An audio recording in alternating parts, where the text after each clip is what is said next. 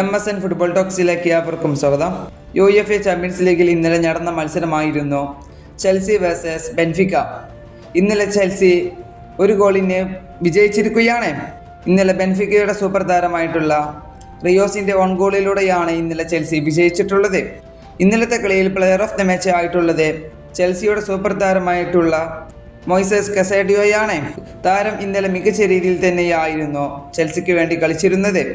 ഇന്നലത്തെ കളിയിലെ രണ്ട് ടീമുകളുടെയും ആവറേജ് പൊസിഷൻ നോക്കുമ്പോൾ ചെൽസിയുടെ ഇന്നലെ 56% പൊസിഷൻ ഉണ്ടായിരുന്നു. അതുപോലെ തന്നെ ചെൽസി ഇന്നലെ 8 ടോട്ടൽ ഷോട്ട് ചെയ്യപ്പോൾ ഷോട്ട് ഓൺ ടാർഗറ്റിലേക്ക് പന്ത് പോയത് 3 മാത്രമായിരുന്നു.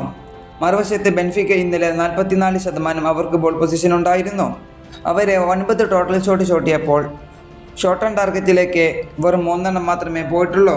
ഇന്നലെ ഇരു ടീമുകളും മികച്ച രീതിയിൽ തന്നെയായിരുന്നു കളിച്ചിരുന്നത്. ആ ഒരൊറ്റ ഓൺ ഗോൾ മാത്രമാണ് ഇന്നലെ ചെൽസിക്ക് അനുകൂലമായി വിജയം ലഭിച്ചത്. ഈ വീഡിയോ ഇവിടെ അവസാനിപ്പിക്കുന്നു. ഫുട്ബോൾ ലോകത്തെ കൂടുതൽ വിശേഷങ്ങളുമായി അടുത്ത വീഡിയോയിൽ വീണ്ടും കാണാം.